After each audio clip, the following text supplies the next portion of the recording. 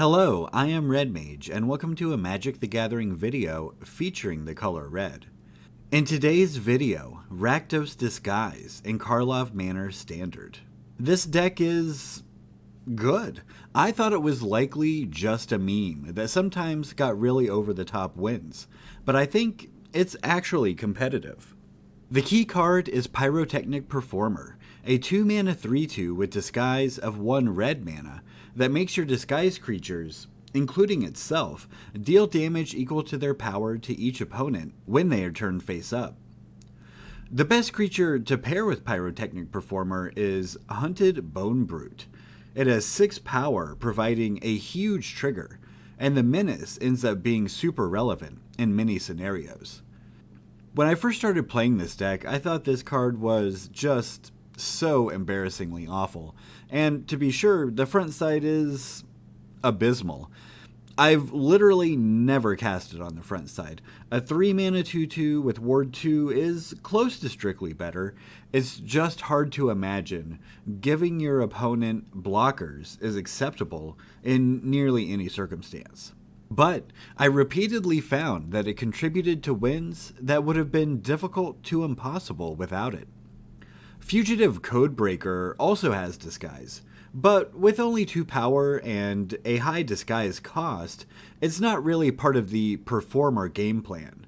It's in the deck primarily as a 2/1 prowess haste, secondarily as a source of card advantage, and only marginally for its Disguise synergy. Then we're rounding out the Disguise element with pump spells to add a boost to our flip damage. And because these pump spells, Monstrous Rage and Felonious Rage, are quite good compared to what's normally in Standard. And because they fit well with the rest of our game plan. You may have noticed that we've only talked about half the deck.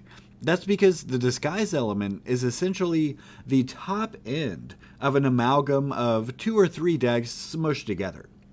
So we start with Pyrotechnic Performer, and ask what goes best with it. The answer is Hunted Bonebrute, so we know we're playing Rakdos. Next, what else goes well with the Performer? Pump spells, and then A, what goes well with pump spells, and B, how do we fill out the rest of the deck with cards that address what's happening in the metagame? Because remember, no Magic deck is good or bad outside of the context of its metagame. The metagame we're talking about is Best of 1 Standard, which is pretty polarized. We've got Mono Red and Boros, and then Blue White Control, though recently Mono White Humans and Teamer Control/Ramp have gotten very popular. Those are still polar decks. So what's good against all these decks? Explosiveness and non-combat damage. Check and check. Enter Kumano, Swiftspear, and Cacophony Scamp. Okay, what else? Well, against Control and Ramp, Hand Disruption is good. Against Boros too, so we're playing Deep-Cavern Bat. The life gain is huge against Mono Red as well. Note also how much better Felonious Rage is in this deck compared to a Mono Red prowessy sort of deck where basically every creature already has haste. Scamp, Bat, Performer, and Bonebrute all lack haste on their own. Finally, we take advantage of the fact that we're playing black to include hard removal in Bitter Triumph. We also have 1 Play with Fire and 1 Callous Sell-Sword, which can get us across the finish line like no other card can. So we've got a mono red prowess sort of base with black mid-range elements and this funky, flashy disguise top end. And I think it actually works. I ranked up from Mythic 98% to Mythic rank 1366, playing this deck in 1 night. That's not insanely impressive, but you find a lot of sweaty, competitive players with top-tier decks at those ranks. There are 2 things that I think put it over the top. One is reach. We can manage wins from game states that are impossible for mono red or other aggressive decks. Dealing 6 to 10 damage in a turn without combat is not at all unreasonable. The second honestly, is Deep-Cavern Bat. The card is just so good. Picking off a temporary lockdown or ill-timed explosion is often the difference between winning and losing. And to be clear, the different game plans are all part of a cohesive whole. It wouldn't work if the different elements were disjointed and contradictory. It'll be interesting to see how much, if any, support the turn stuff face up mechanic gets in upcoming sets. In the meantime, I hope you enjoy the gameplay, and we'll be back at the end to wrap up. Alright, this is a good hand. We've got prowess creatures and pump spells.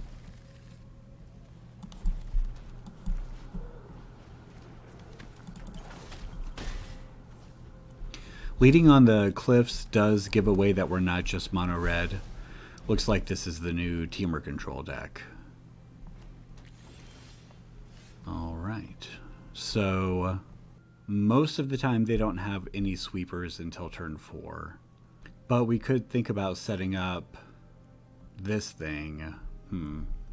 I think actually what I want to do is wait, because we have these Felonious Rage to give us haste. If we draw a land next turn, we could do that. And for now, I'll just play the Codebreaker, and if we don't draw land, we can double pump spell.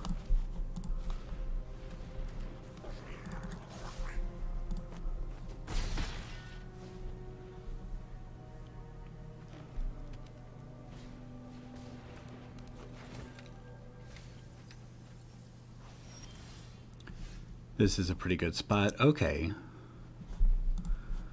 So now we can Swiftspear plus Monstrous Rage, whatever they block.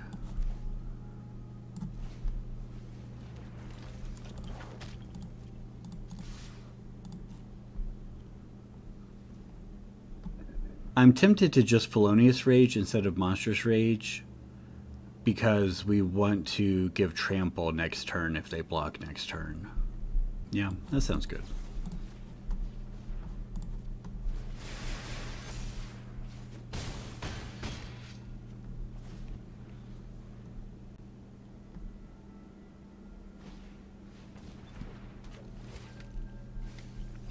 Well, I'd say that's game over.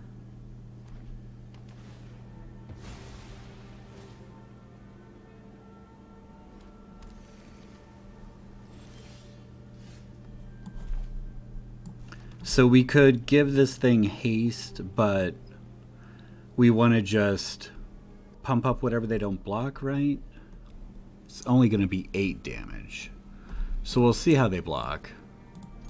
We might only want to use the Monstrous Rage so we can Pyrotechnic Performer plus Felonious Rage next turn if they sweep the board. Okay, that might do it then. 2 plus 3 is 5, plus 2 is 7, 2 prowess triggers. That does it.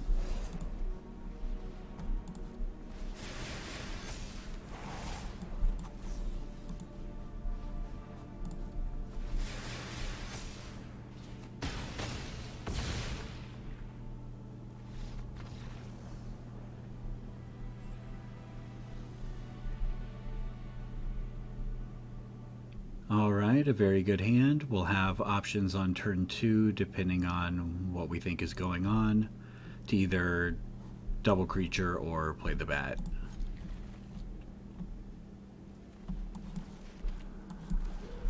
Because we're on the play, we have the luxury of at least considering waiting on the bat until turn 3. Okay. So I think we need to do it now because they could, you know, Lethal Demolition, Knight Errant next turn. So we need to see what they got. Oh. Oh. I see. Well, we definitely want a Vanguard.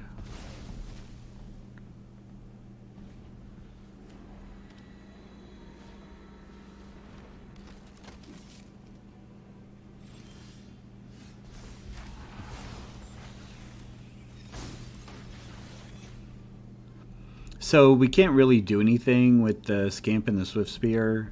I think we just attack with the bat, which this is going to give us such a huge advantage. We're gaining life every turn, and they can't block it. Well, eventually they will be able to with the Warden. Alright, so we go ahead and do this thing.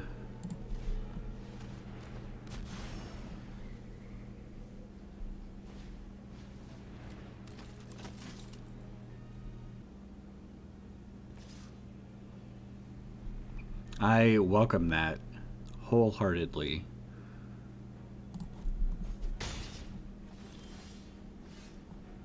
Okay. So I think here we flip this thing, attack with all, and then play the Scamp. And next turn we can Swiftspear Monstrous Rage, maybe to win the game, depending on how they block this turn.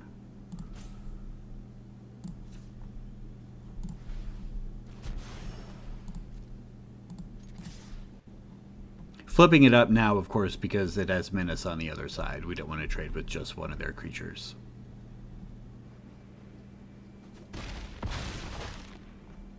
And with the Monstrous Rage and the Cacophony Scamp, it's going to be extremely difficult for them to survive.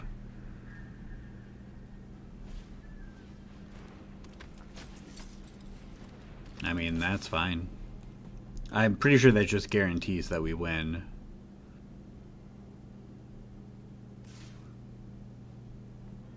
Sure.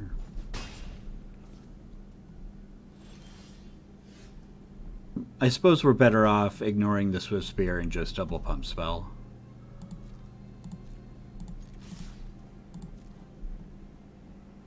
I mean, I guess we've got it just on the bat from these two anyway.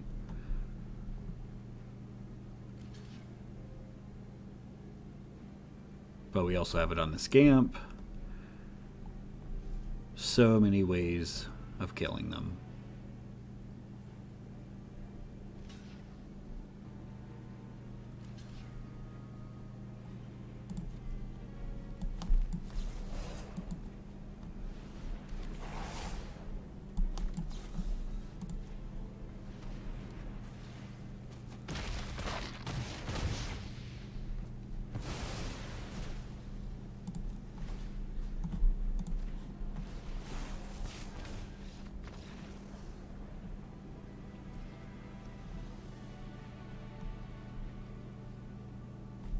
This is not the most amazing hand, but I'm certainly not going to mulligan it.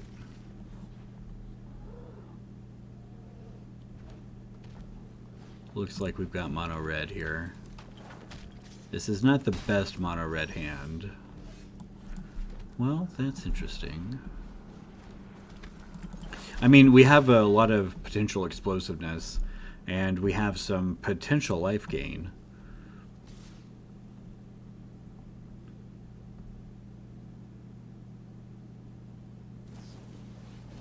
Alright, Lightning Strike, that's not bad. It takes their whole turn.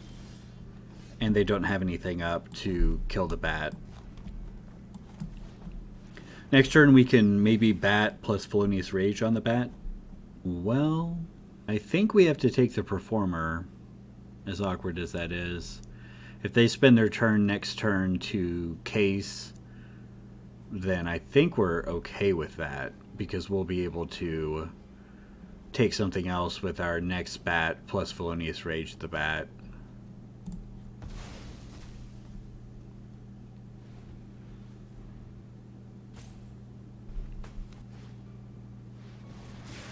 Let's see what they discard. I assume it won't be the Monstrous Rage. A Play with Fire? What? No way. No way. In that spot, you definitely Play with Fire the bat. That's crazy. Alright, well, let's see what else they got. Another Performer. I mean, I think we take that one too.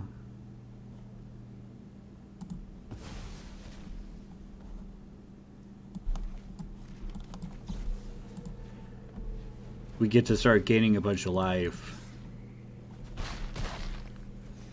That'll be a pretty big deal. Well, they get to turn their case on. That's going to be bad news for us. but this Bonebrute is going to be rough, and we will still be able to gain some life. Let's see. So we can Bonebrute, give it haste.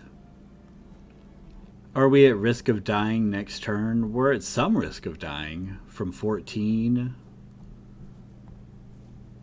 We could Bonebrute and Felonious Rage a Bat. I think it's pretty unlikely that we die.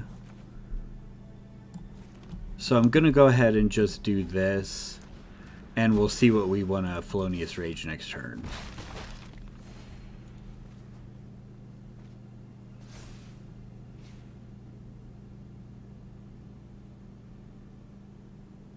If they're playing in the festivities, that would be the nightmare scenario.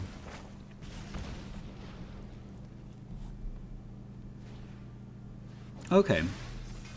Well, this is not bad for us.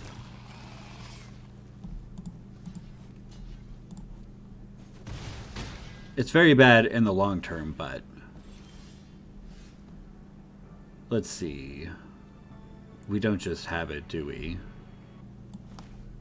Well, this is kind of mana inefficient, but I think we need to do it this way.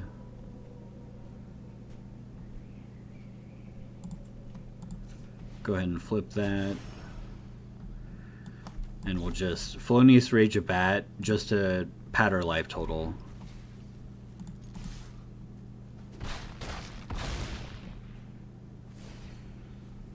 Now it should be pretty difficult for them to finish us off here, and difficult to be in a position where they can survive. Alright, that's 6, 8. If they have... Oh, okay.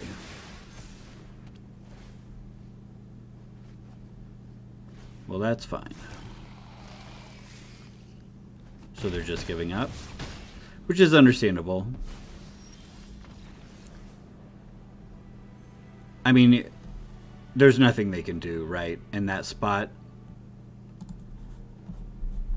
they would have 3 creatures if they didn't attack with anything except for the Forge token. We can attack with the Restless Vents and the Hunted Bonebrute. They can only block one of those, plus we've got 2 bats coming through, so they are dead on board. Let's not overlook what these bats did. If they had the Performer, they would have been flipping it as a 6-power creature and then attacking for 6. That's 12 damage in 1 turn with Monstrous Rage. Huge, absolutely enormous that we were able to take them off of that line twice.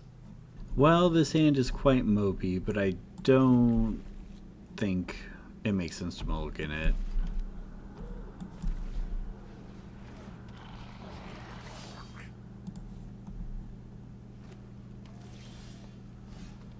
Basic Forest Go.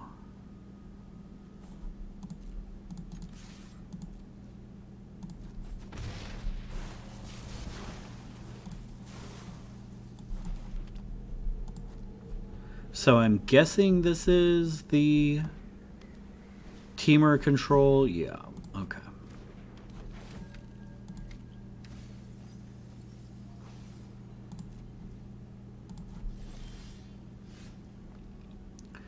The question is, do we bluff here? I think we do. They want to keep this thing around. Oh, wow. How brutal. Well, oh well.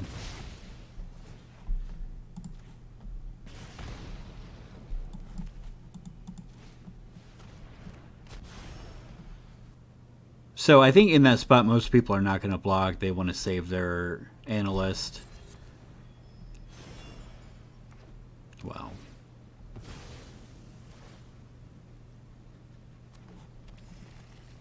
I'm pretty sure they didn't have a land otherwise. Wait, do we just win here? 9, not quite. Oh, with the Play with Fire, we will, though. Alright, well, that's pretty cool.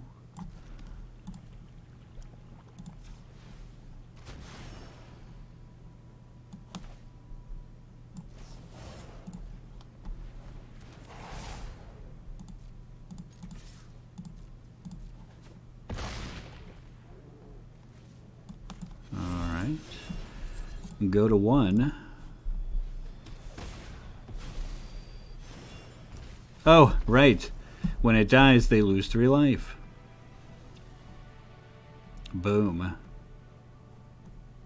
That's really the value of the Sell-Sword, right? And it makes me wonder if we should be playing more than one. But I don't want to... Maxing out on Sell-Swords is the best way to sort of lose to your own draws, right? Well, we obviously cannot keep this. We can keep that. We'll put the Restless Vents back. Okay, so this is either Boros or Mono White Humans. Being on the draw, we might be too slow, otherwise the bats could do amazing work, but we'll see, we might get lucky. Okay, that's not the end of the world.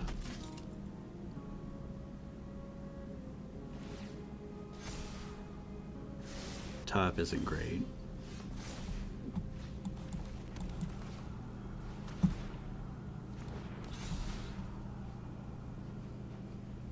Definitely have to take the case.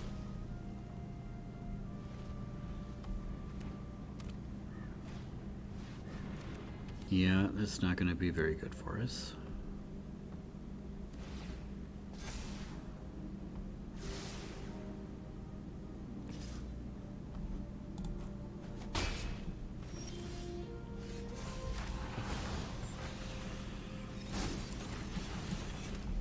Too many bats at this point.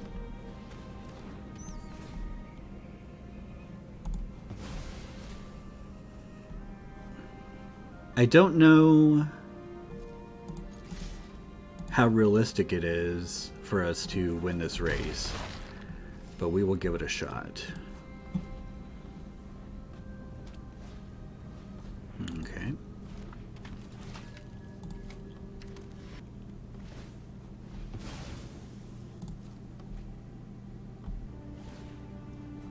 Okay.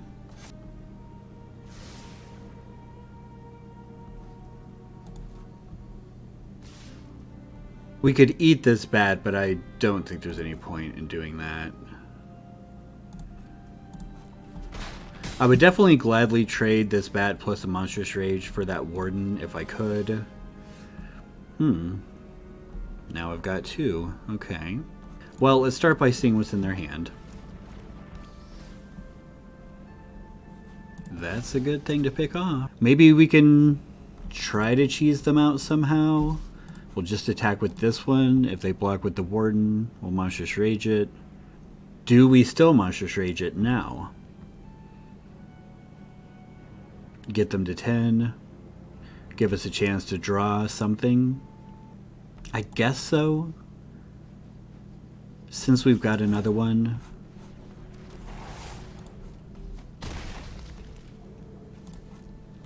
Super sketchy though. Okay. I mean, this gets a lot of their creatures out of the way. Okay. You want to scry again? You sure? I suppose they actually could after combat. Definitely not blocking.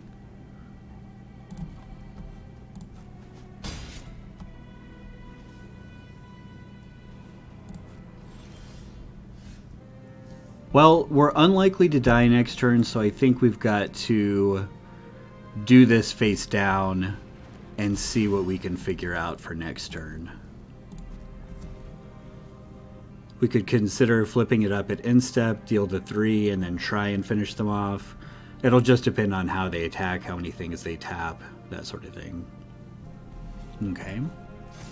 So again, they only have 1 flying blocker.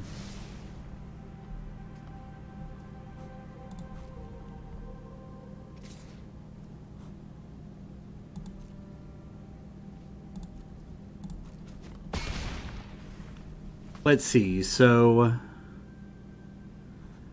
if I flip this up after I Monstrous Rage it, that'll deal 6. It'll be a 6-powered trampling creature. I'll have 9 total power of trample. They will be at 4. Does that mean they die?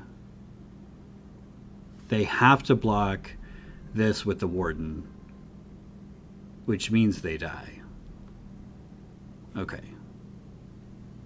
Unless they have something, of course. They might. Alright, let's see what happens. I guess I should have waited to do that. That was dumb. Well, let's see.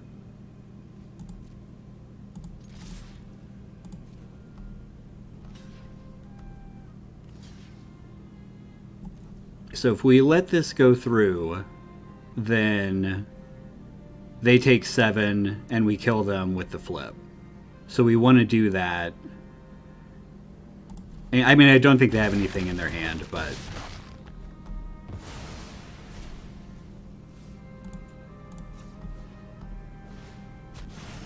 There we go. Whew.